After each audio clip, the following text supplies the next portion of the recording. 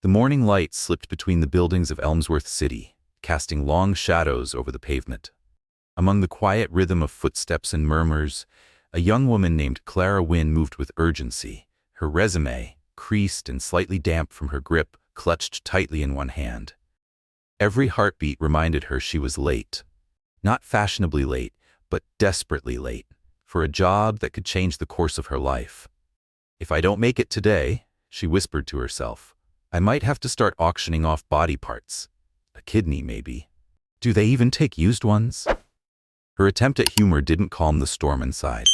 She turned the corner and finally caught sight of the tall glass tower that housed the company she'd dreamt of working for. Just a few more steps, just enough time to fix her appearance, to look like someone who had it all together. That's when she noticed it. A luxury car, black as midnight, parked quietly near the entrance. Its windows, tinted and polished to perfection, reflected the world like a flawless mirror. Clara slowed down, then stopped in front of the passenger side window. She gave herself a once-over and sighed. Her blouse had shifted awkwardly during her rush. In one fluid, practiced motion, she began to adjust her bra beneath the fabric, hoping to regain some semblance of composure. She moved quickly, glancing around, thinking no one was watching. Then came the lipstick, applied with sharp focus, the way a soldier prepares before battle. She smiled at her reflection, but the relief was short-lived. A piece of lettuce, bold and unapologetic, clung to her front teeth. Clara stared, horrified. "Oh, come on," she muttered, trying to flick it away with her finger. The image she saw in the glass was almost laughable. A young woman, flustered and frantic, making faces at herself just minutes before a life-altering moment. And then the mirror moved. The window, silent and smooth, rolled down. She froze, hand halfway to her mouth, breath caught mid-chest. Inside the car sat a man, impeccably dressed, composed, and unfairly handsome. His eyes met hers without a trace of judgment, only quiet amusement, as though he had been watching the scene unfold like a private film. "Would you like a proper mirror?" he said gently, "or is the lettuce part of the charm?" Clara blinked. Her instincts screamed for her to run. Instead, she drew a shaky breath, wiped her hand on her slacks, and replied with a faint smile, "If you find my pride lying around somewhere, do let it know I miss it." The man chuckled, but not unkindly, just enough to soften the air between them. "Well," he said, "it looked like the window made the first move. You just responded." "It's not something I usually do," Clara said, heat rising in her cheeks. "Fixing my bra in public, I mean, or making friends with my own reflection. Sounds like a bit of bad luck. A broken mirror, an ambush by salad.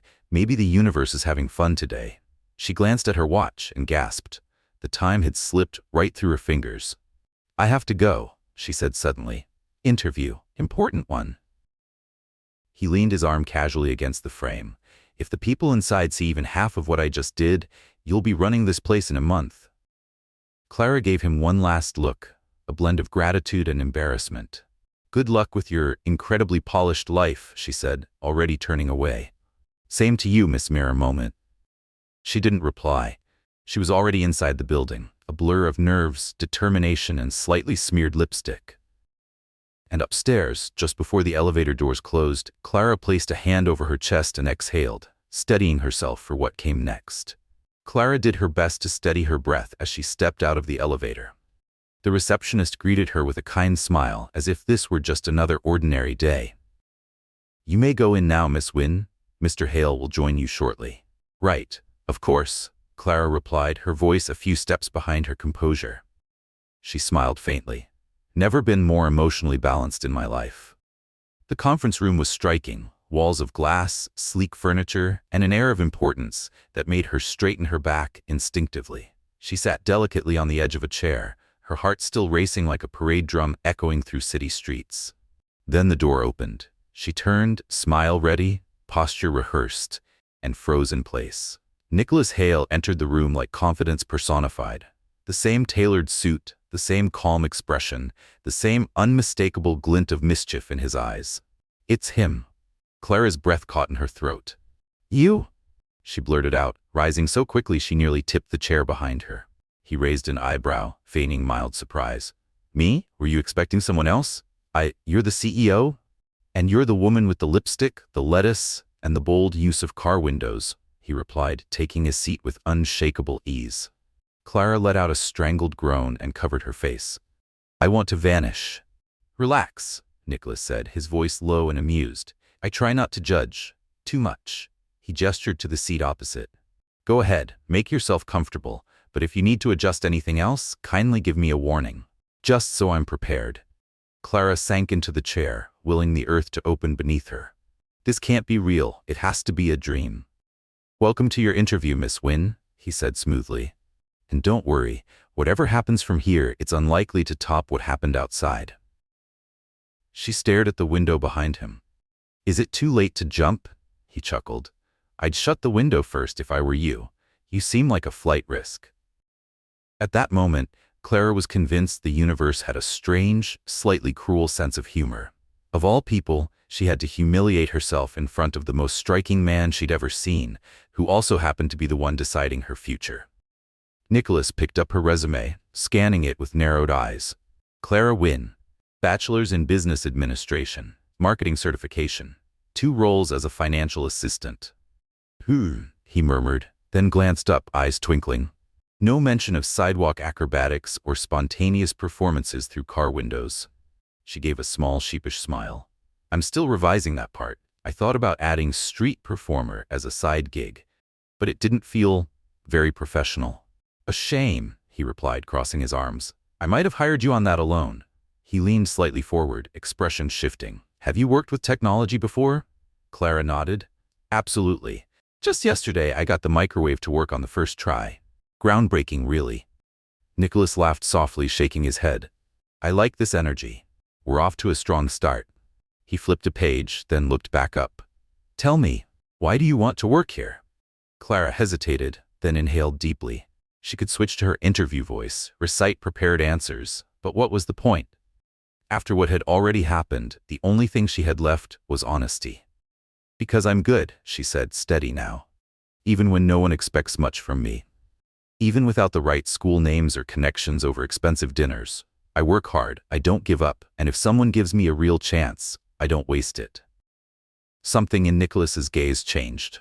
The teasing faded for a moment, replaced by something quieter, something that saw more than he'd expected.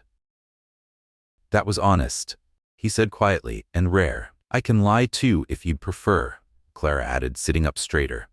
I'm great at it. Like right now, I'm completely calm, totally not considering leaping through that window. He laughed again, a little softer this time. I like people who don't hide behind rehearsed answers, he said. But I also like to test limits. Clara tilted her head. Test them how? Nicholas twirled the pen in his fingers, watching her with a gleam that hinted at challenge. Well, for starters, what if I told you someone in this room already has an opinion? Nicholas rested his pen on the desk and met her eyes with a calm intensity.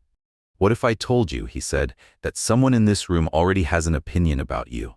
Clara tilted her head slightly, a subtle lift of one brow. Does that opinion include clumsy, overly talkative, and slightly traumatized by leafy greens?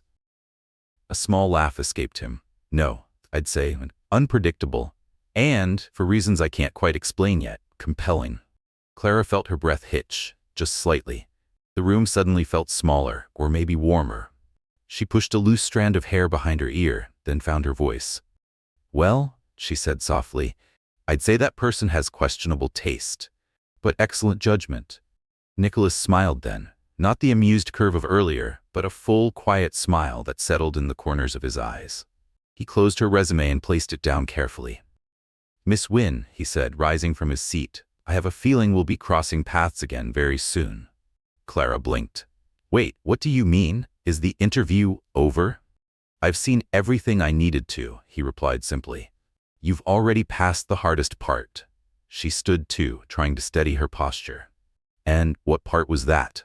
Being yourself, he said, walking toward the door, especially when everything around you is falling apart. Clara stood frozen, unsure whether to laugh, cry, or grab her bag and run before he changed his mind. Well, thank you, Mr. Hale. He paused at the door. Just Nicholas? For now? She nodded, still trying to piece together what had just happened. As the door closed behind her, Clara leaned against the hallway wall and let out a long, disbelieving breath. There was no judgment in his eyes when she left, only something quiet and curious. It was, without question, the most unexpected interview of her life. But maybe also the most significant. The alarm rang at 6 a.m., but Clara had already been awake for 10 minutes, staring up at the ceiling of the cramped room she rented from an elderly woman with a cat she spoke to as if it were her roommate. Day 1, Clara thought, and her heart gave a nervous flutter. She stepped into a cold shower, pinned back her damp hair with a crooked clip, and put on the only white shirt she owned that wasn't stained. Her black pants had deep folds from being crammed in a drawer too long, but she did her best to smooth them with her hands. She looked into the cracked mirror in the hallway. "You look functional," she whispered to herself with a small smile. "And you now work at a high-tech company. Look at you, Clara Wynn. Almost executive material." The subway ride was a mild battle. She got elbowed twice and wore half a stranger's coffee by the time she reached her stop. She glanced at the brown stain blooming on her blouse and sighed. "It's fine," she muttered. "It fits the aesthetic of chaos." At the entrance of Lunaris Innovations, the receptionist greeted her warmly and walked her to the development department, where she would begin as an administrative assistant. The office was open and airy, all clean lines and glass walls. People moved with purpose, dressed as though any moment they might be called onto a TED stage. Clara adjusted her badge and stepped inside. "Hi everyone," she said, trying not to sound like she was holding her breath. "I'm Clara." 3 heads turned, 2 smiles, 1 polite nod. Then a woman with kind eyes and a mug of tea stepped forward. "Clara Wynn, right? I'm Emily. Welcome to the jungle." Clara chuckled nervously. "Thanks, I just hope I survive the week." Emily grinned. "With that resume and the infamous car window incident, you're already a legend." Clara blinked. "Already? How do you even know about that?" Emily tilted her head toward the glass wall. "Someone on the 3rd floor saw the whole thing reflected in the building. Said you were putting on lipstick, fixing your blouse, and the rest kind of speaks for itself." Clara groaned. "Fantastic. Day 1, and I'm already company folklore." "But charming folklore," Emily teased. "Come on, let me show you your desk."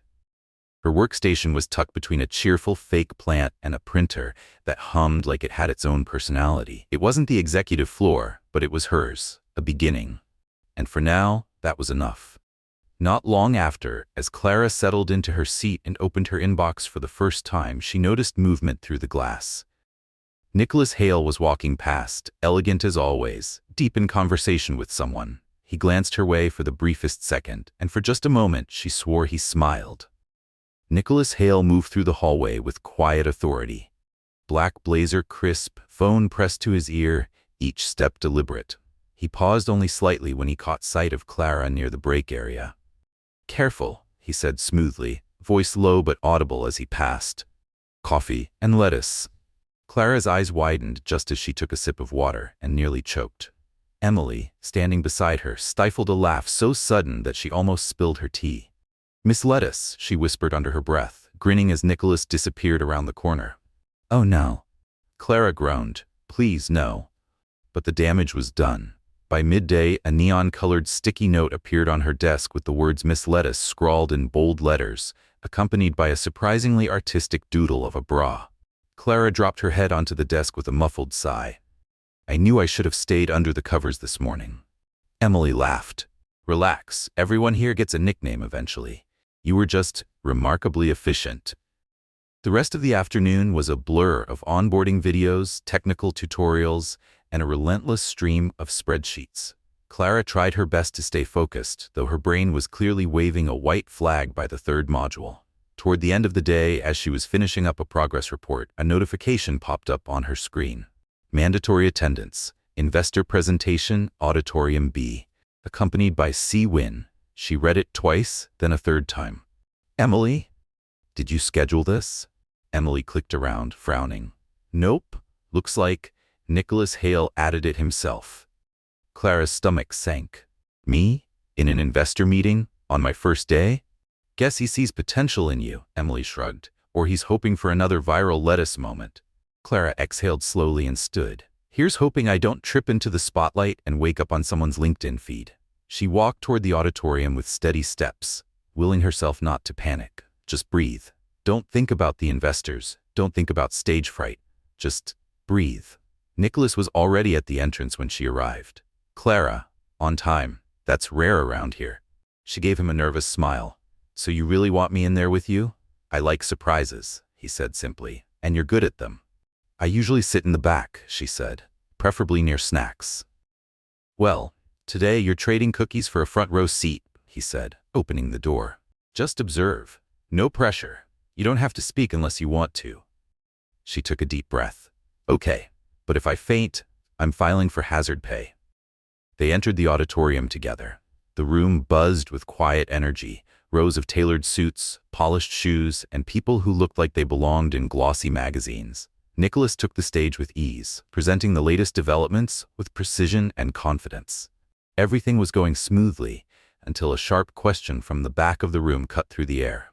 How do you plan to reach younger users with this product? There was a beat of silence. Then Nicholas turned slightly and looked at Clara. Her heart jumped. She blinked. Me? All ears, he said, giving her space. Clara cleared her throat. Her voice came out softer than she intended, but steady. Maybe by showing the human side of tech, she said. Using humor, real-life situations, not making it feel exclusive or intimidating. Something that tells people, even if you still feel like a hacker when you use a microwave, you belong here. A few quiet chuckles moved through the room. One investor gave a thoughtful nod. Someone else added, "That's actually a good point." Nicholas looked at her, a glimmer of something proud behind his composed expression. As if to say, I knew you had it. After the presentation, as they walked toward the exit, he glanced at her and said, "Well, you survived your first day." "Barely," Clara replied, exhaling, "but still standing." "And you earned a nickname." Clara groaned, "One that will haunt me forever." "Or," he said with a hint of mischief, "it could be your legacy." Clara laughed, this time without hesitation. For the first time since she arrived, something settled in her chest, a quiet sense of belonging. The next morning, Clara woke to the faint hum of the city outside and the soft snore of her landlady's cat from the other room. Her mind felt groggy, but her body was already bracing for whatever came next. Second day. She sat up, rubbed her face, and looked at her phone. Still employed. Miracle? Or clerical error? She pulled herself out of bed and dressed with care. Black slacks, a beige blouse with slightly uneven buttons, and the only heels she owned that hadn't completely surrendered to time. She pinned her hair back neatly and chose a softer lipstick this time. "No lettuce," she said to her reflection in the cracked mirror. "No surprises." But deep down, a small voice whispered, "Nothing about this job has been predictable so far." And maybe that was the best part. Disasters, Clara thought, stepping off the subway. "Let's see what you've got today." As she entered the glass-walled lobby of Lunaris Innovations, the receptionist gave her a knowing smile and a polite nod. Clara returned it with a half-wave that landed somewhere between awkward and charming, then made her way to the development floor. Emily was already at her desk, hunched over a spreadsheet, chewing on a protein bar with the enthusiasm of someone gnawing on cardboard. "Survived the initiation, Miss Lettuce?" Emily asked, eyes still glued to her screen. "Barely," Clara replied, "but technically I'm still breathing." "Good," Emily said, tapping a few keys, "because you've been summoned to another meeting." Clara stopped mid-stride. "Another presentation? You're kidding." "Not exactly. It's an alignment meeting. The kind where executives, partners, and investors all gather in one room to pretend they're calm, brilliant, and not silently panicking." Clara's eyes widened. "And I'm invited. Why?" "A rumor says Nicholas was impressed by your honesty last time. Said you brought something grounded into the room," Emily replied, finally looking up. "Now he wants to see if you can do it again, but this time with a little more polish." "Polish? I don't even have composure before 10 in the morning."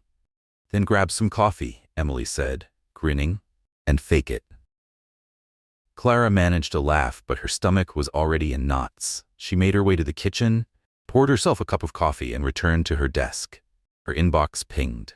Subject: Executive Meeting, 10 a.m., 25th floor. Dress code confidence. Clara stared at the screen. "Can I rent confidence by the hour?" she muttered, sipping her coffee. 20 minutes before the meeting, she slipped into the restroom for final checks. Hair pinned. Lipstick even. Teeth. No vegetables. Thank heaven. She took one last breath, squared her shoulders, and stepped into the hallway. Her heels clicked with satisfying confidence across the polished floor, until one of them didn't. There was a sharp crack. She stopped, looked down. The heel of her right shoe had snapped off completely. Not chipped, not loose. It looked like a small animal had chewed it off in a fit of rage. No, not now. She leaned against the wall, one hand on her forehead, glancing around. Empty hallway. No witnesses. No help. She hobbled back toward the restroom like a wounded bird and rummaged through the bottom of her bag. Emergency stash. A hair tie, a coin, and a half roll of duct tape. "If this works," she whispered, "I swear I'll never buy thrift store heels again."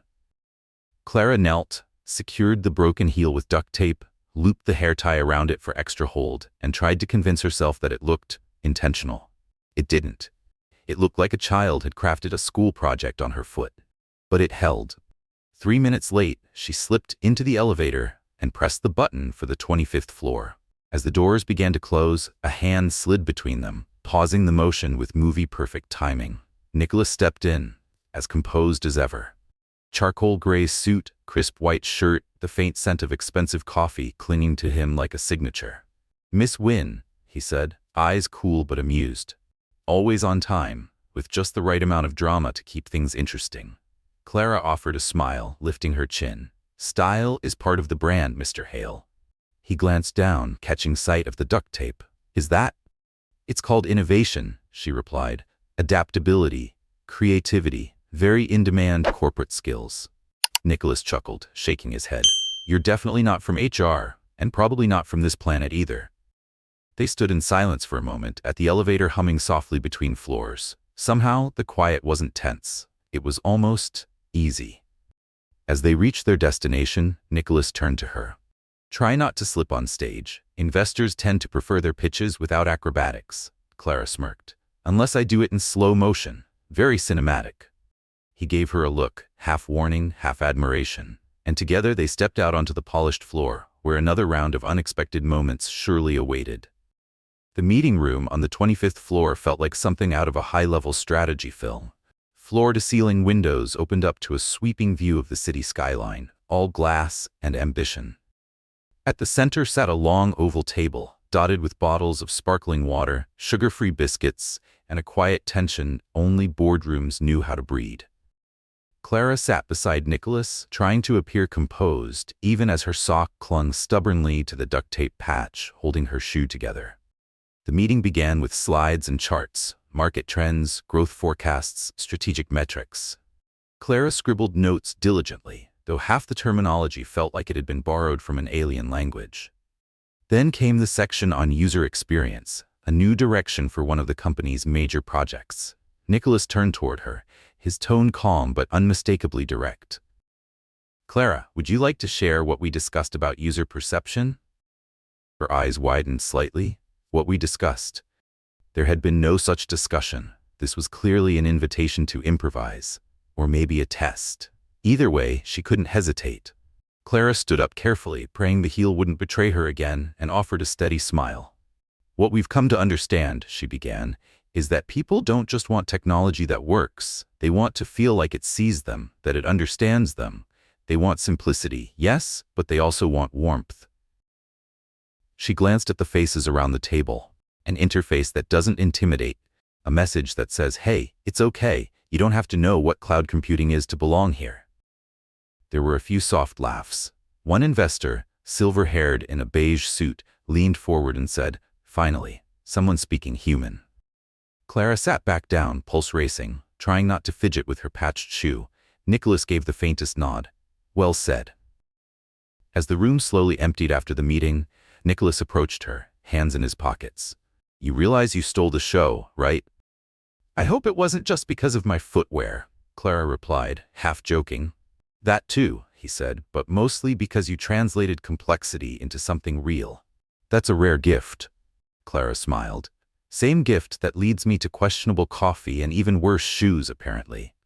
Nicholas looked at her then, a little longer than necessary, his voice softened. "Do you have plans tonight?" Clara blinked. Once, twice, 3 times. Is that an invitation?" "A professional one," he said with a smirk. "Dinner with some of our partners.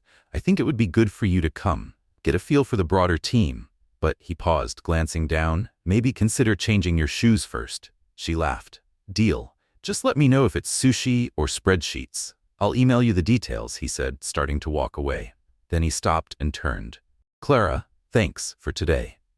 As she stepped into the elevator, the patched-up shoe held firm, but her heart was fluttering like the duct tape trying to keep everything together. That evening, Clara stood in front of her closet like a contestant in a game where none of the choices felt like the right one. Black. Always black. It's slimming, it's safe, and it hides the fact that I forgot to shave my legs, she thought.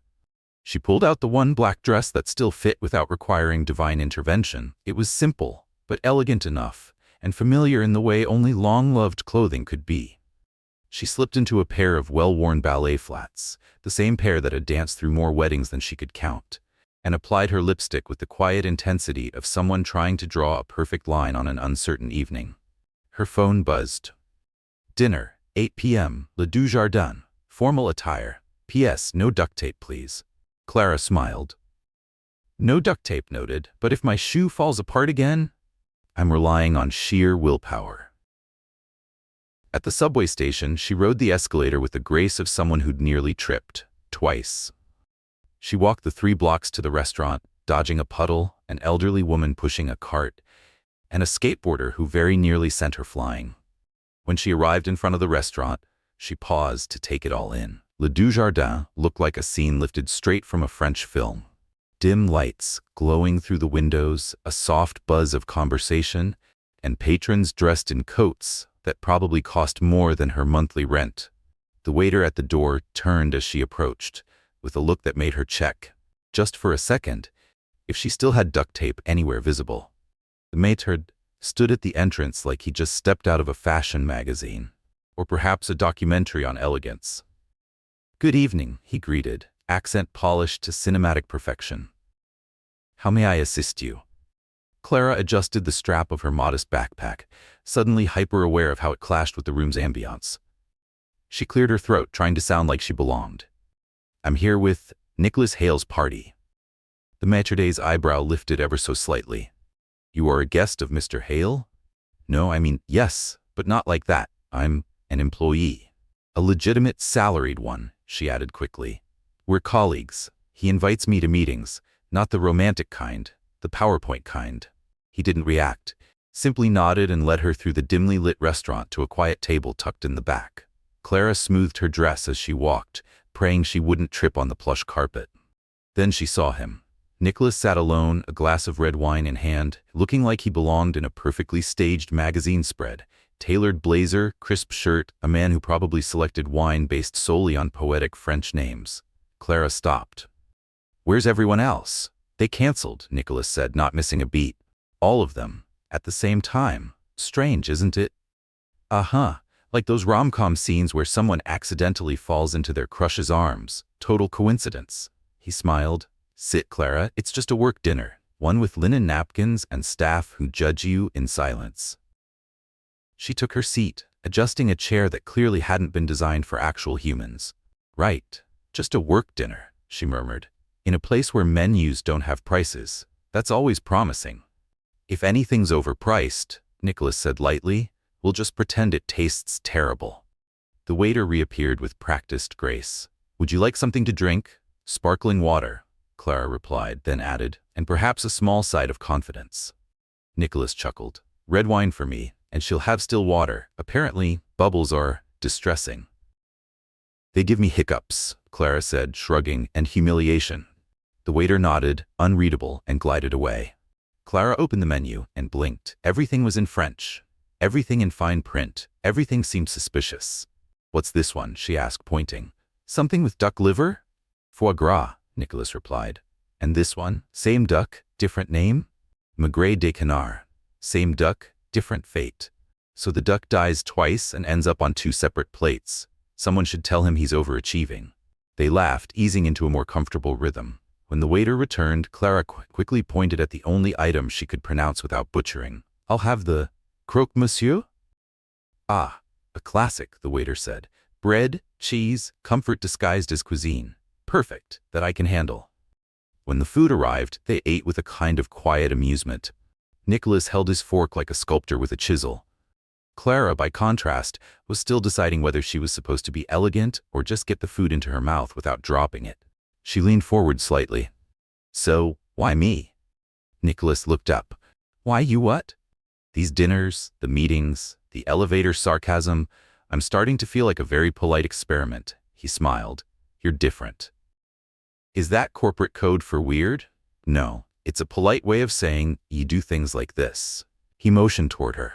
Clara glanced down and realized her napkin had slipped from her lap. Again, she'd tried to catch it with her foot, which was now awkwardly resting on it. "I'm just efficient," she said, flustered. "Why bend down when you can use your leg like an extra arm?"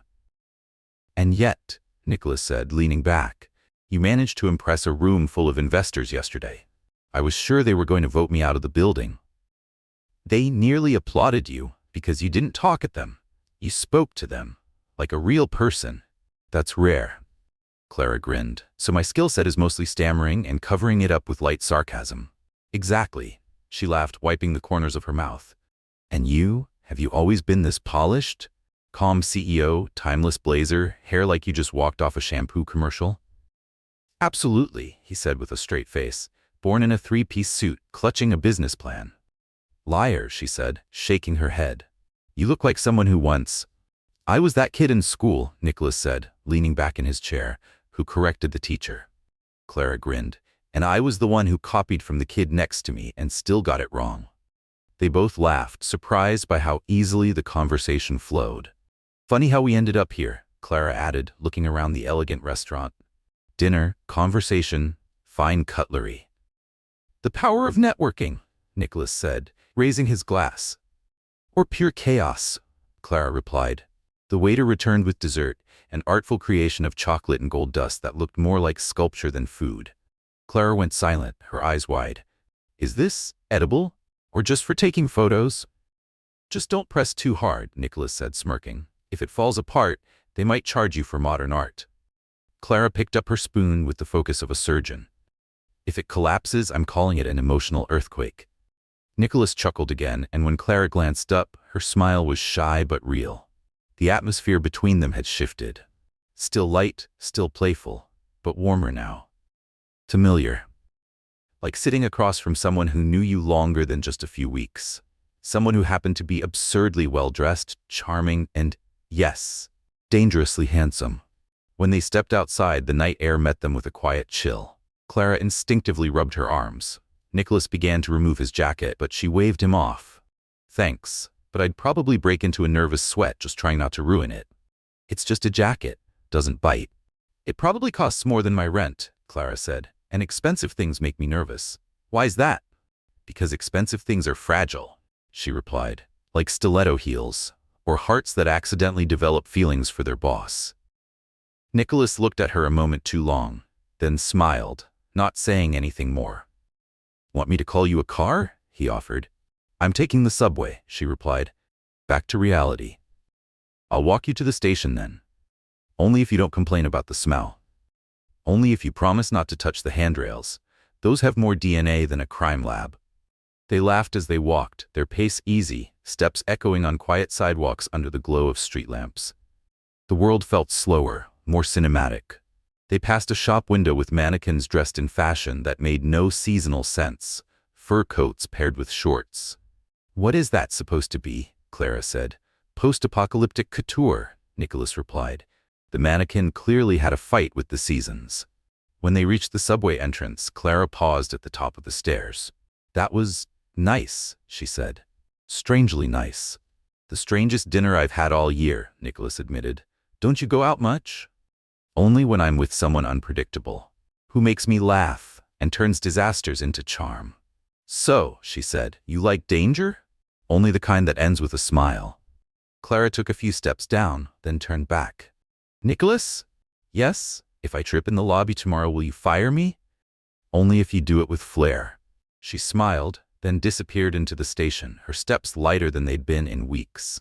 The next morning, Clara woke before her alarm, and that was never a good sign. She stayed still for a moment, her face buried in the pillow, before reaching for her phone. The message from the real estate agency stared back at her. Subject, final notice before legal action. She read it 3 times, still hated it. Her bank account balance hadn't changed. In fact, her app froze every time she opened it, as if even it couldn't bear to look. "All right, universe," she whispered. "Message received. No need to shout." She got out of bed, pulled on the cleanest pair of jeans she had, and a simple black blouse. Hair tied back, lipstick applied with the last trace of optimism. She poured what remained of her coffee into a travel mug, more caffeine than hope, and headed out the door. On the subway to Manhattan, her thoughts were far away, tangled in numbers and anxieties. She nearly forgot to swipe her card at the turnstile and walked to her office on autopilot. When she entered the floor, Emily waved from her desk, bagel in hand. "Morning, Miss Lettuce. Sleep well?" "Sleep?" Clara asked, blinking. "Is that still a thing?"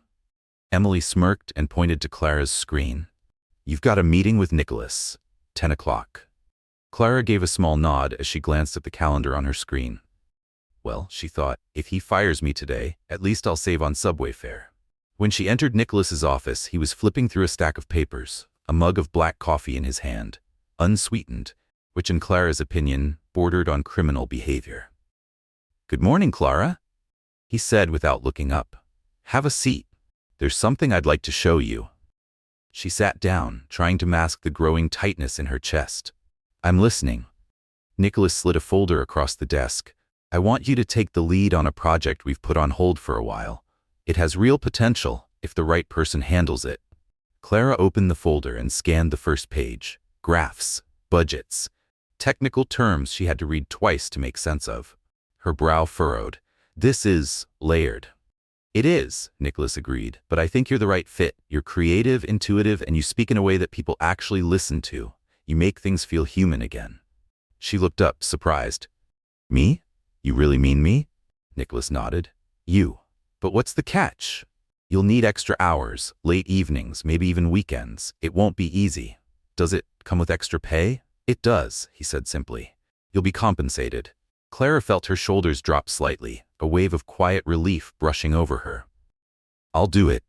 She tried not to let too much emotion through her voice, but Nicholas caught the flicker behind her eyes. "Is everything all right?" he asked gently. Clara hesitated, then said, "More or less, just personal stuff." He didn't press. "If there's anything I can do, anything at all, let me know." She gave a quick nod and returned to her desk, where she threw herself into work. The hours passed in silence, her hands scribbling notes, sketching mock-ups, and typing until her fingers ached. But her phone wouldn't stop buzzing. Final reminder, rent due tomorrow, or legal action will proceed. She locked the screen and stared at the wall, her throat dry. She stood, walked to the kitchen, poured herself water, but still couldn't shake the weight in her chest. By early evening, the office was nearly empty. Emily appeared at her desk with 2 small chocolates. "You're still here?" she asked, raising an eyebrow. "New project," Clara replied, exhausted. "You planning to move in? Honestly? Not ruling it out." Emily placed 1 chocolate beside her. "At least eat. It's the cure for 70% of office meltdowns." Clara smiled. "Thanks.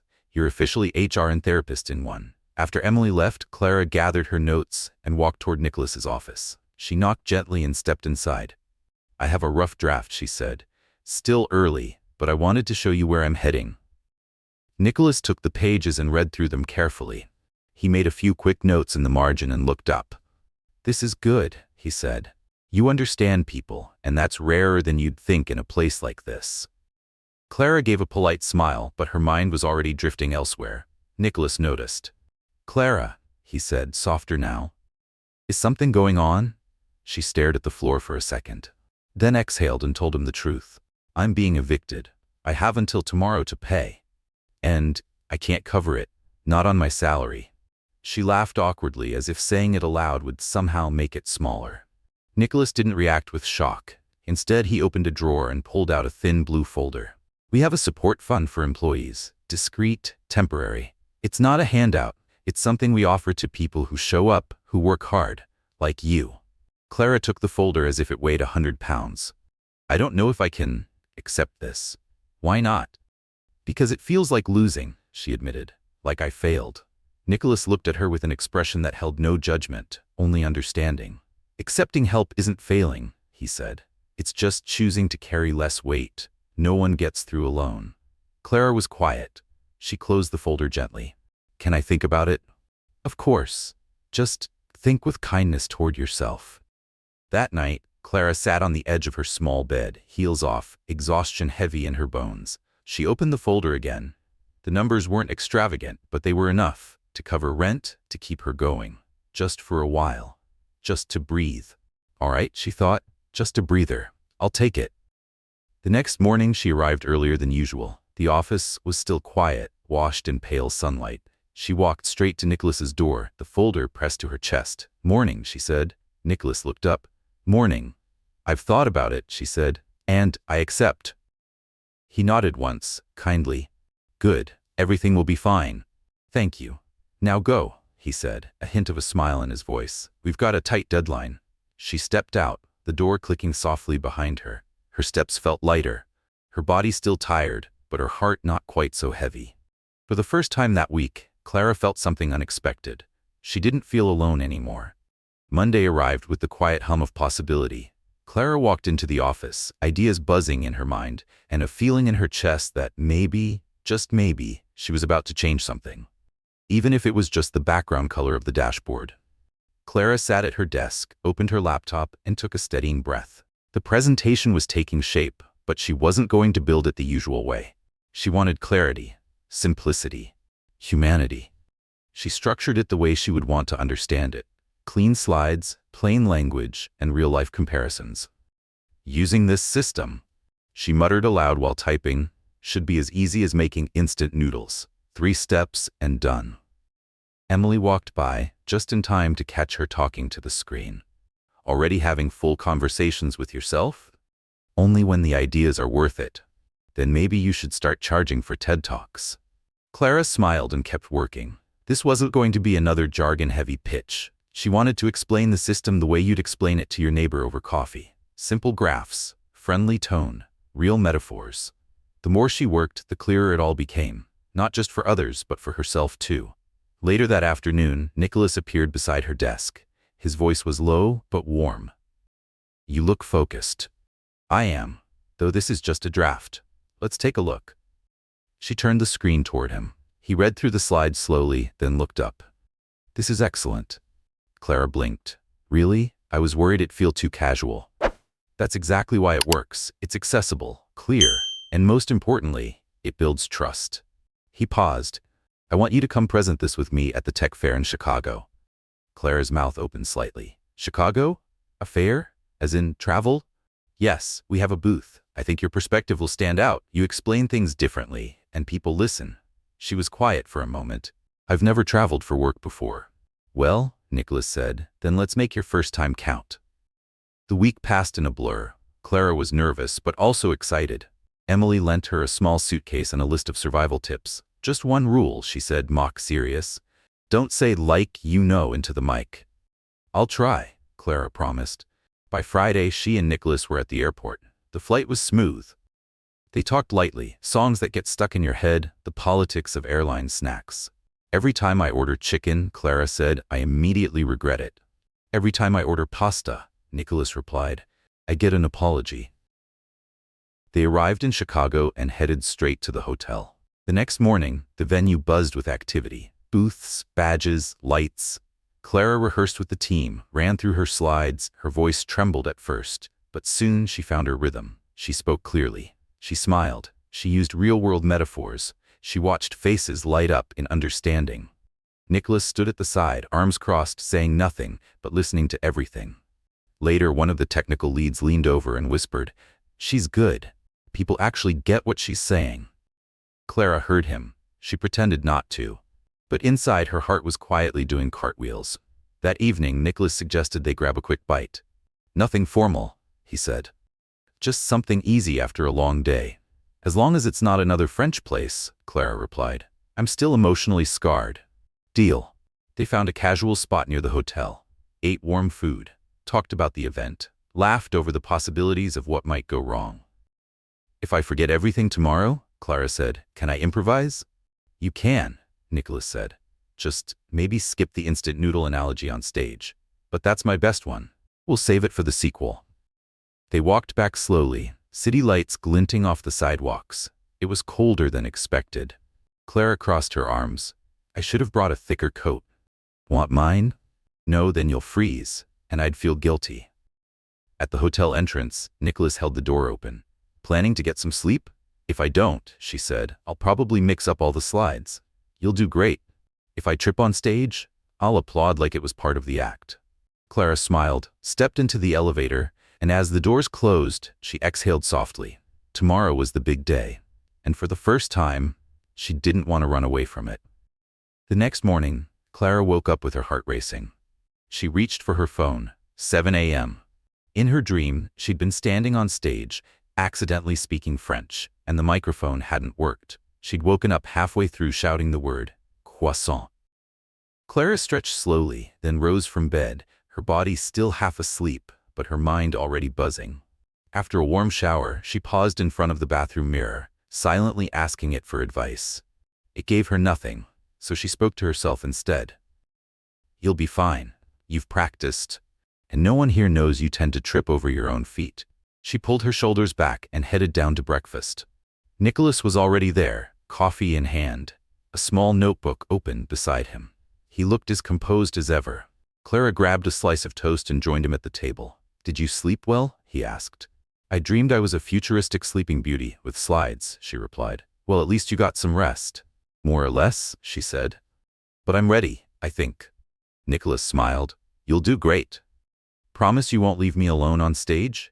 I promise, unless the stage collapses. Perfect, I feel so reassured. At the venue, the air buzzed with the kind of focused energy only large-scale tech events carry. Their presentation was scheduled in one of the reserved rooms, a quieter space meant for deeper discussions.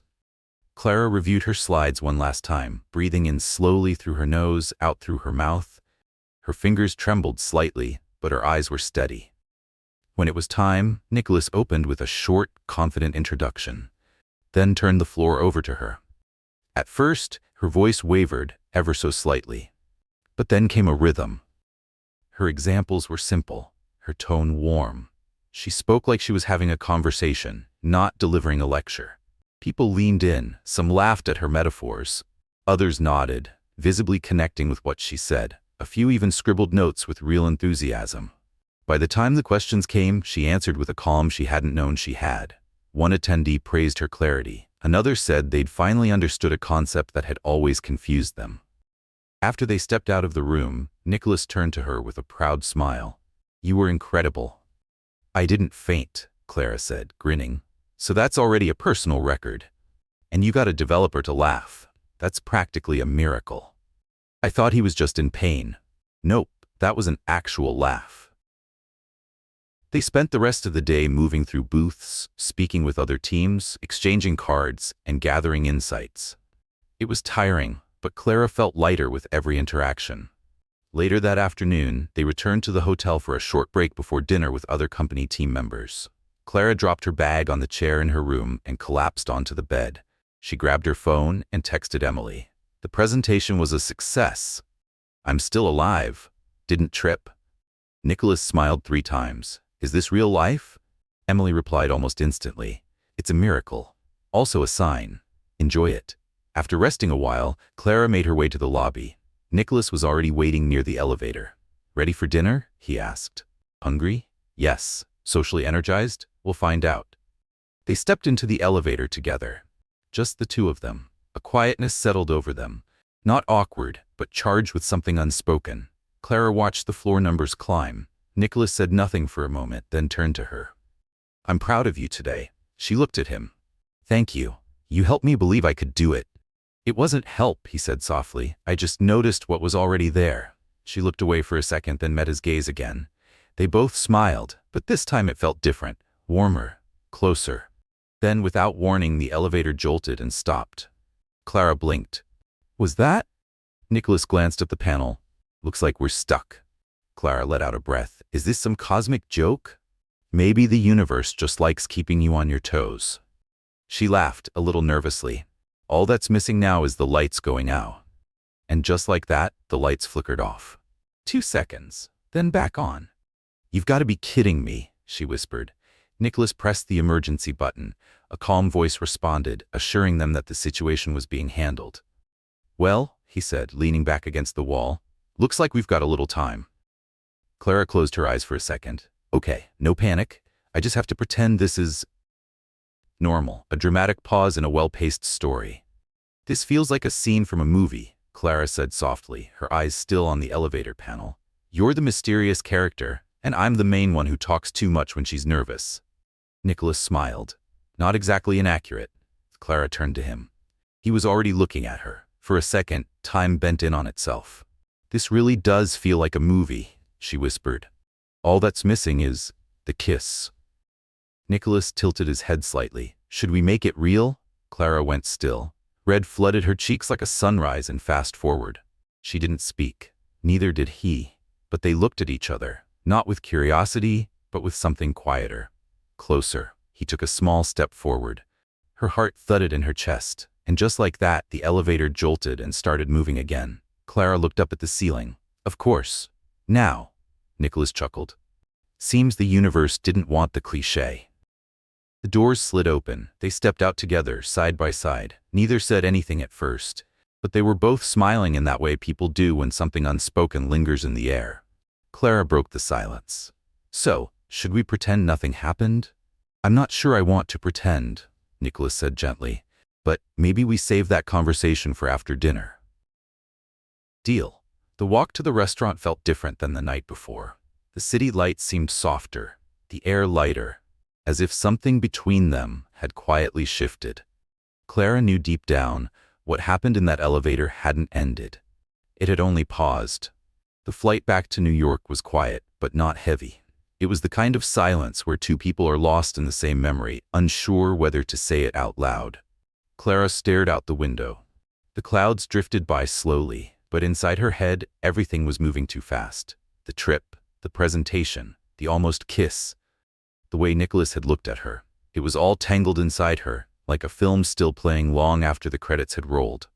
Beside her, Nicholas wore headphones, eyes on a documentary.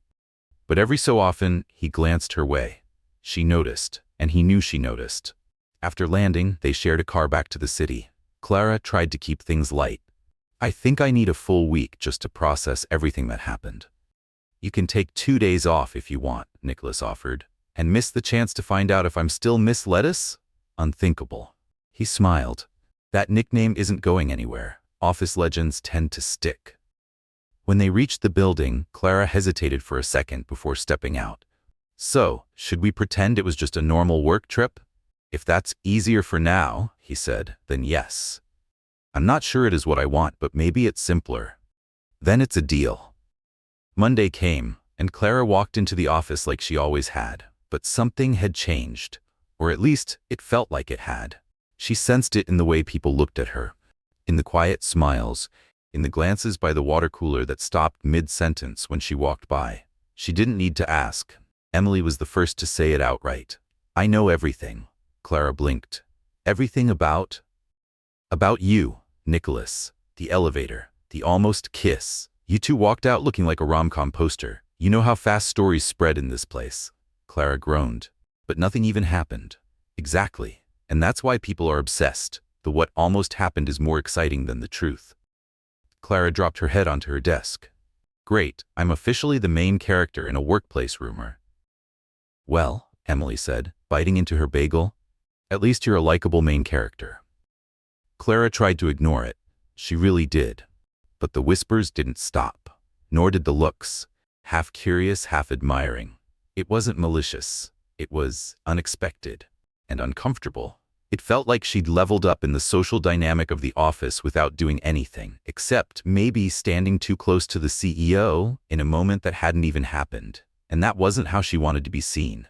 She wanted to be remembered for her work, her clarity, her ideas, not for an elevator, not for a maybe. Nicholas too seemed subtly different, still kind, still composed. But behind his usual calm, Clara sensed something else, something unspoken, something unfinished. Nicholas was still professional, still focused and composed, but there was something new in the way they spoke, a subtle softness in their conversations, a pause that lingered a little longer than before when they passed each other in the hallway, A glance held for half a second too long. And yet, neither of them mentioned the trip, or the almost kiss in the elevator, until one afternoon. After a long string of back-to-back meetings, Clara stepped into the elevator alone. Just as the doors began to close, Nicholas slipped in. They stood silently. The air was still. Clara pressed her floor. Nicholas kept his hands in his pockets. They didn't look at each other, like the space between them had become a quiet truce. "I heard we've become some kind of office legend," Clara said at last, her voice soft but steady. "I've heard that too," Nicholas replied. "And you're not going to say anything?" "I'd rather not add fuel to the fire," he said. "But if you want, I could draft a formal statement. Nothing happened in the elevator, signed, both parties involved." Clara smiled. "That would only make them more curious." "Probably." Silence again. The elevator stopped. The doors opened. They walked out together. "I need to talk to you later," Nicholas said quietly. "About the project?" "That too." Clara nodded, but her heart was already racing. The next morning, Nicholas called her into his office. She sat down, her palms pressed against her lap. He closed his laptop, then looked at her. "First," he said, "thank you. The project was a success. The board approved the format, and your proposal's going to be used in the new campaign." Clara blinked. "Really?" He nodded. "You made it work. You brought something new, and more importantly, you made people listen." She exhaled, a real, deep breath. "I'm glad to hear that. I put everything into it." Nicholas paused. "There's something else," he added, "about the rumors, the trip, everything people have been saying. I don't want it to hurt you or your reputation here." Clara hesitated. "It already is, a little." "How do you feel about that?" She took her time before answering. "I never thought I'd care so much about what people say," she admitted, "but I do, and I don't want to just be the elevator girl." "You're not," Nicholas said firmly.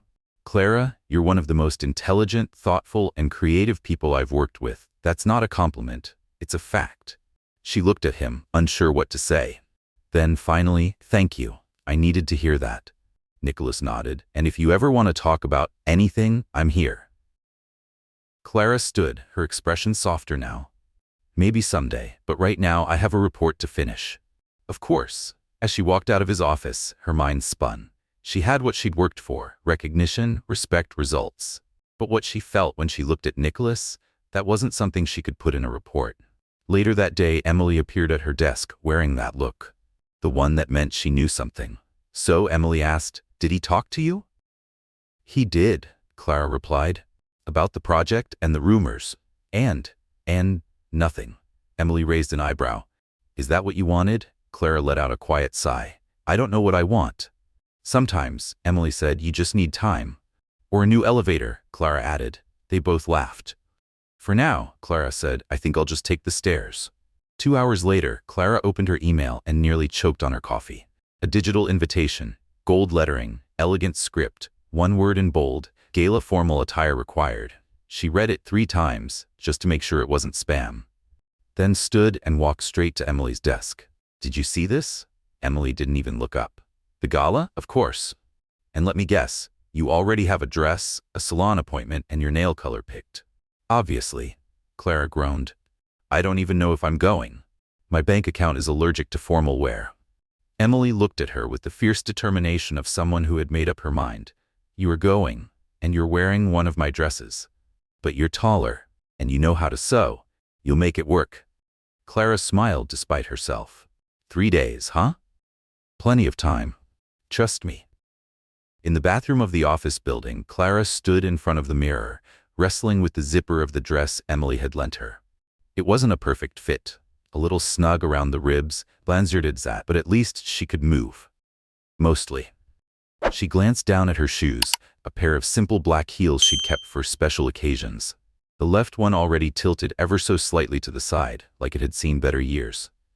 "This'll be fine," she told her reflection. "It's just a party, with music, fancy appetizers, and people whose paychecks could fund small countries. No big deal." The gala venue felt like something out of a dream. Warm lighting spilled across polished floors. Laughter floated gently above the notes of a string quartet tucked away in a corner. People stood in circles, balancing champagne flutes and conversations. Clara entered carefully, mindful of every step, willing her heels to behave. "Clara!" She turned at the sound of her name. Nicholas stood nearby, a slight smile playing on his lips. She said, adjusting the strap on her shoulder. I look normal, he said, then quickly corrected himself. I mean, elegant, normal for someone who's always elegant. She laughed softly. Thank you. I think the dress is Emily's. And the heel? Might not survive the night. Then we'll walk slowly, he said. They made their way across the room, joining a group of team members who greeted them with smiles, small talk, and inside jokes from the recent tech fair. For most of the evening, Clara stayed close to Nicholas, comfortably, not clingingly. She noticed how people looked at him. The quiet admiration, the soft awe. Especially the women, elegant, confident, some of whom looked like they stepped out of a fashion magazine. But Clara held her head high. She belonged here. Even if her borrowed dress had been stitched 2 nights ago and her shoes were silently rebelling. Emily appeared later, drink in hand and eyes sparkling. You're doing great. You haven't spilled anything. You haven't tripped. That's already a win. There's still half an hour left, Clara whispered. Plenty of time for disaster. Relax, Emily said. Everyone's been saying great things about you. Clara glanced sideways. Nicholas was speaking with 2 company partners, but as if he felt her gaze, he looked up. Their eyes met for just a second before she looked away, heart fluttering. Then she felt it. A subtle shift under her left foot. She shifted her weight, just slightly, and heard it. Snap. Oh no, she breathed. Emily turned toward her. What is it? My heel. It gave out. Can you still walk? Only if waddling counts. Come on. Emily grabbed her arm gently and guided her toward the side garden outside the hall. It was quieter there. The air cooler, softer. Clara sat on a nearby bench, trying to hide her crooked shoe behind the folds of her dress. I'll see if the event team has a spare pair of flats, Emily said. You're lucky I think of these things. You're a superhero, Clara whispered. Emily disappeared inside. Moments later, Nicholas appeared in the garden.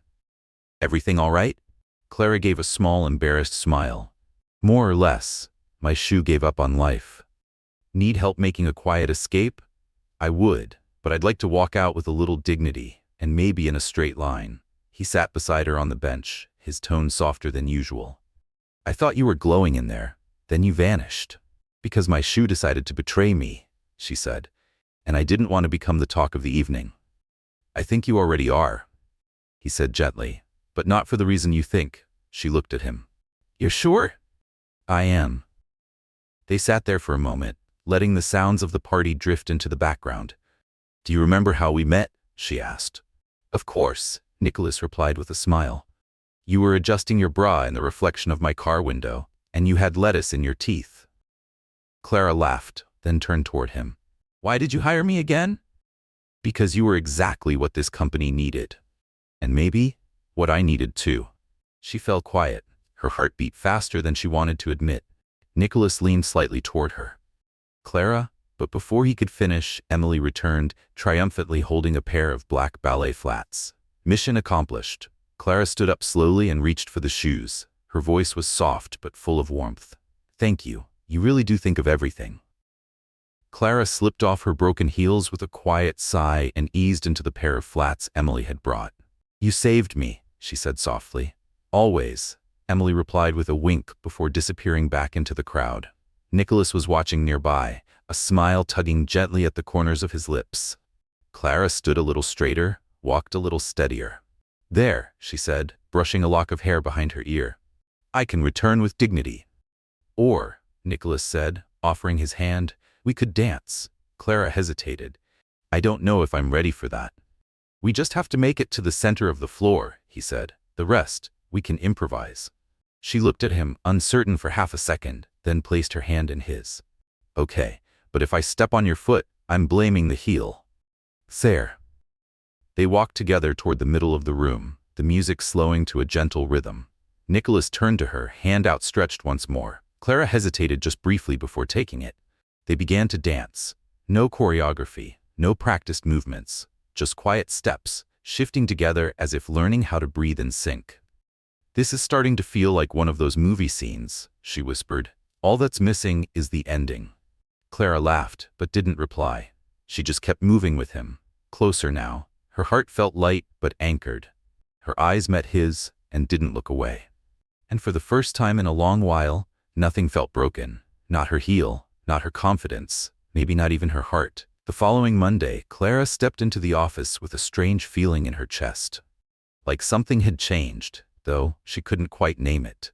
Maybe it was the way Nicholas had looked at her when they'd said goodnight at the gala. Or the quiet memory of dancing under soft lights. Or maybe it was simply the comforting afterglow of surviving an entire formal event in borrowed shoes and borrowed courage. She tried to focus, checked emails, reviewed spreadsheets, drafted a new proposal, but every time Nicholas passed by her desk, her thoughts scattered like leaves in the wind. "He's just your boss," she muttered to herself. "A boss who dances well and compliments you like he means it, but still a boss." By the second day, Emily had clearly caught on. "You're avoiding me. It's not you, it's my brain." "Is it Nicholas?" Clara made a face. "Maybe." Did something happen after the gala? Not exactly, but everything felt close, like too close. Emily tilted her head knowingly. "You're scared." "Maybe I already like him more than I should, and maybe he doesn't feel the same." "What has he done since the party?" "Nothing. No message, no little comment, just nothing. Like none of it happened." Sometimes silence says more than we want it to. In the days that followed, Clara pulled away, not consciously but instinctively. A quiet shield rising around her. She stopped joining the team for lunch, sent reports through email instead of delivering them in person. Kept her conversations with Nicholas professional, brief, and measured. And Nicholas, he noticed. Of course he did, but he didn't say anything either. Then came a rainy Thursday. The windows were streaked with water, and Clara was in a meeting room with the development team when Nicholas walked in. He gave a short presentation, updates on the company's growth, a few exciting new projects. Everyone listened politely. Then, near the end, his tone shifted. "But none of this," he said, "would be possible without a team that values simplicity and people who see things differently." Clara looked up. He was looking right at her. Taking a chance on someone who didn't quite fit the mold turned out to be the best decision we've made this year. And it's something we plan to keep doing. Applause followed. Clara sat still. The words echoed in her mind long after the clapping faded. After the meeting, Emily slipped beside her and whispered, "That was for you." And everyone in the room knew it. Clara swallowed, but he didn't say my name. He didn't have to. It sounded like praise. It was praise. But still, it felt unfinished. Clara didn't know what to do with public recognition that left her feeling seen but somehow still uncertain. And then, just as if the universe wasn't done writing her story yet, as if the universe hadn't tangled things enough, that very afternoon Clara received an email, an invitation to speak at a conference in another city. She'd been selected to lead a panel on simplifying innovation, representing Lunaris Innovations. The invitation had already been approved by the board and by Nicholas. Clara walked into his office holding the printed email like it weighed more than it should. "You knew about this?" she asked. Nicholas looked up. "I did. I thought it'd be a great opportunity for you. It's a full week away. You won't just be representing the company," he said gently. "You'll be representing everything you've built here, yourself." Clara hesitated. Her voice was quiet. "Is this your way of pushing me away?" Nicholas looked genuinely taken aback. "Of course not. Why would you think that?" "Because," she said, her eyes on the floor, "we haven't really talked since the gala, and everything feels different." There was a pause, the kind that stretches into something unspoken. "I just thought you needed space," he said finally. "And I thought maybe you'd changed your mind about everything." "I didn't," Nicholas said. "I just wasn't sure how to move forward without crossing a line, without pressuring you." Clara nodded slowly. "Maybe I do need this trip, just to think." "If you decide to go," Nicholas replied, "you'll have our full support." She walked out of his office with too many thoughts and not enough answers. The next morning, Clara confirmed the trip, and for the rest of the week she did what she did best. She focused. She led panels, shared ideas, spoke on stages under bright lights. She received compliments, exchanged business cards, and was even invited to join new collaborative projects. But no matter how well things went, there was something missing. Or rather, someone. Every time she got applause, she thought, Nicholas would have smiled at that. Every time she saw something quietly funny, she thought, I wish I could tell him about this. She didn't message him. He didn't message her. But every day she checked her phone, hoping. On the last day of the trip, Emily called her on video. I need to give you a quick update. Clara raised an eyebrow. Is something wrong? Nicholas, Emily said. He's intense, like more serious than usual, focused. Quiet, kind of like a human spreadsheet. Clara frowned. That's not because of me. It is. You left and everyone noticed. But it's just a work trip. Exactly, Emily replied, and the entire office feels off without you. Clara was quiet. Then softly, what if I come back and nothing's changed? Then you deal with it, Emily said. But at least you'll know you tried.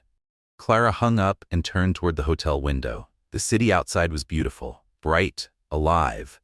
But it felt too far from what really mattered. That Monday, Clara returned. She stepped into the building with steady feet and a pounding heart.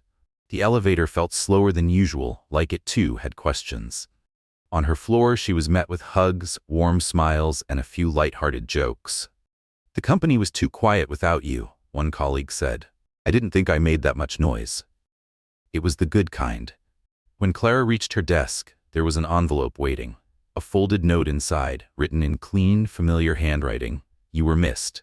N. She held the paper for a few seconds, then folded it carefully and slipped it into her notebook. For a moment, she thought about going straight to his office. Instead, she sat at her desk, opened her laptop, and took a deep breath. Work. Focus. One step at a time. But something caught her eye on the company calendar. A meeting had been scheduled, unexpectedly. Alignment meeting. Creative direction attendees. Clara Wynn, Nicholas Hale, a one-on-one with the CEO, on a random Tuesday. No warning. She frowned.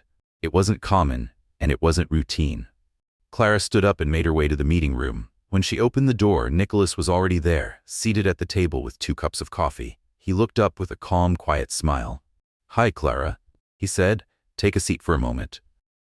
Clara sat down slowly, still a little wary. This doesn't feel like a regular meeting, she said. That's because it's not, Nicholas replied. I just wanted to talk. She didn't answer right away, just waited. I spent a lot of time trying to figure out how to invite you without making it awkward, he said. Then I remembered. We've already shared lipstick mishaps, wardrobe malfunctions, and a car window reflection. So, I think we've crossed that bridge. Clara smiled. True. Nothing like adjusting your bra in front of a stranger's car to set the tone. They both laughed, the kind of laugh that comes not from comedy, but from comfort. It was strange and beautiful how time could soften even the most embarrassing moments. Nicholas's voice lowered, more earnest now. The truth is, Clara, I admire you. Not just your work, but the way you think, the way you make sense of chaos, the way you stay calm when things fall apart. And slowly, this started feeling less like admiration and more personal. She looked at him, really looked, and saw no hesitation, just sincerity. I'm not someone who opens up easily, he continued, but with you it's always felt natural, and maybe it's time I stopped overthinking. Clara took a deep breath. I spent so long convincing myself that this was all just professional, that it was safer to pretend I didn't feel anything. But the silence, the distance, it wasn't because I didn't care, it was fear. Nicholas gave a small nod. Fear of what? That it was all in my head, that I was confusing kindness with affection, attention with interest.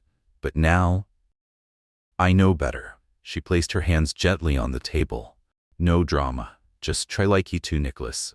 The quiet that followed wasn't empty, it was full of recognition, of relief, of unspoken understanding. So, he said, resting his forearms on the table, what do we do now?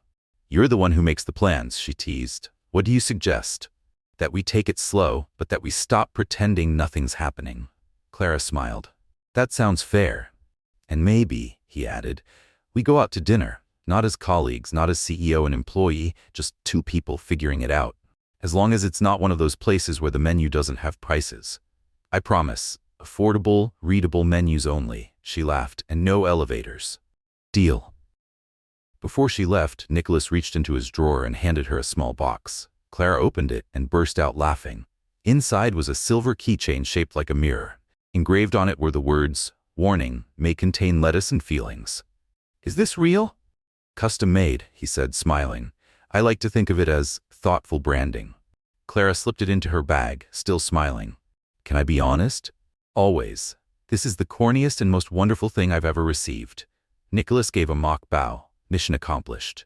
Clara stood up, and for a second, neither of them moved. So, now? Now we both go back to work, Nicholas said, and later I'll send you an address. No French names? CEO's honor.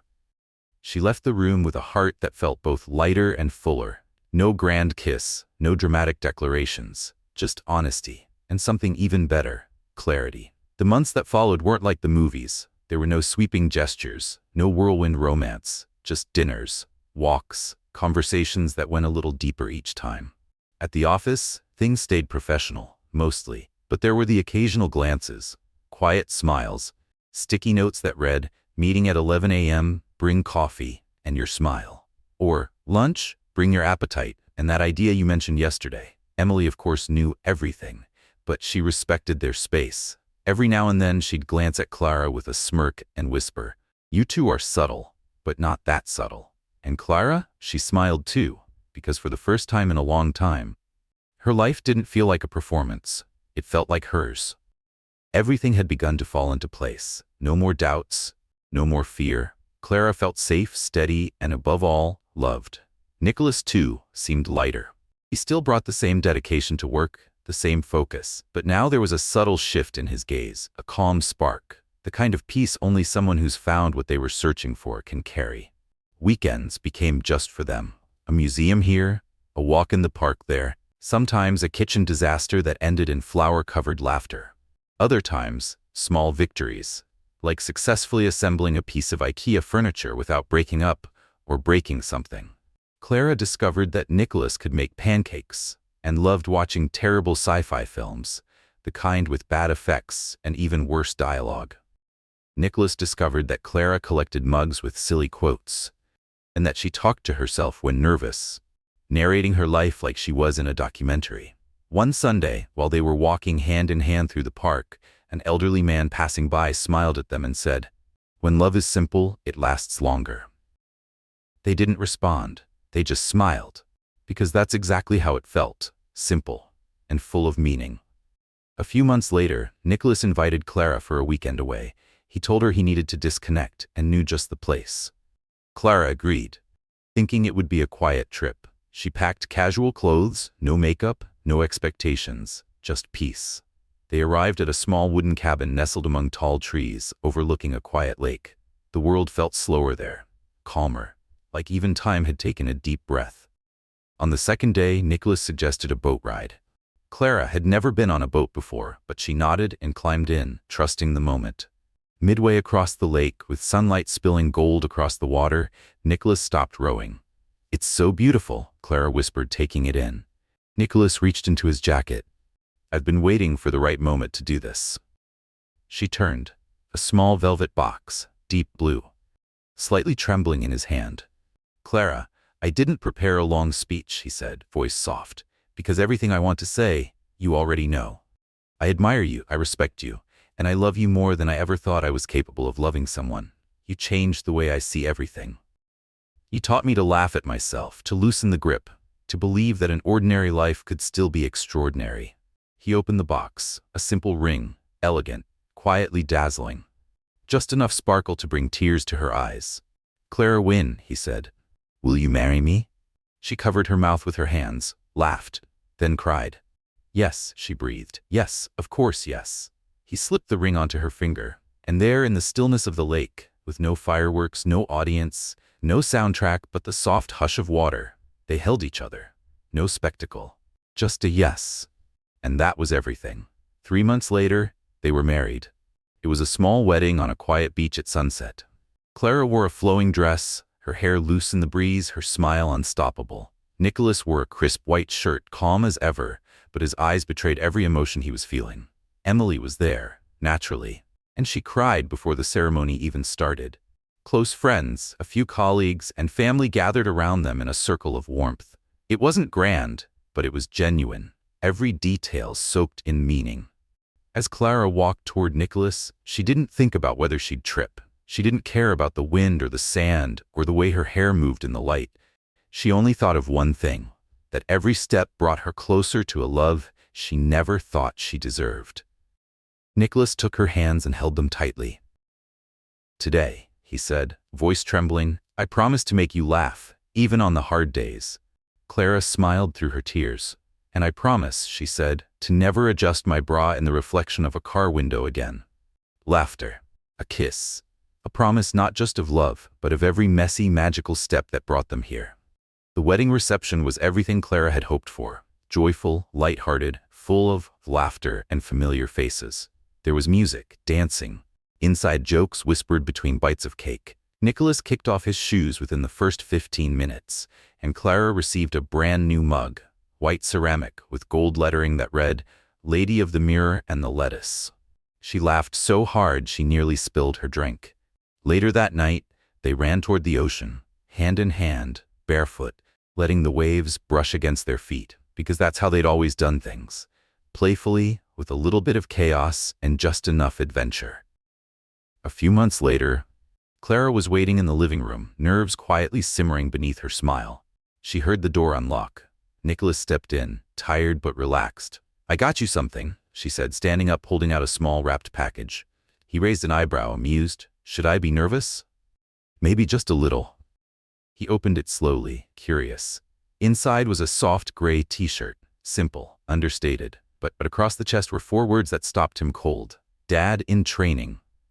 Nicholas looked up at her, his hands frozen. "Really?" Clara nodded, eyes shining with quiet tears. 2 months. He pulled her into his arms instantly, burying his face in her shoulder. Then he laughed. Then he cried. Then he laughed again. "You're serious?" he whispered, pulling back slightly. "You're not joking?" "I'm not," Clara said softly. "There's a little heartbeat in here. Half mine, half yours." Nicholas knelt slightly, resting one hand over her still flat belly. He kissed her forehead, then the space just below it, then the curve where new life had begun. This is the best gift of my life," he said. "Better than pancakes. So much better." They stood there, wrapped in each other's arms as the world quieted around them. No grand announcements, no perfect words. Just love, and one tiny heartbeat. What did you think of Clara and Nicholas's story?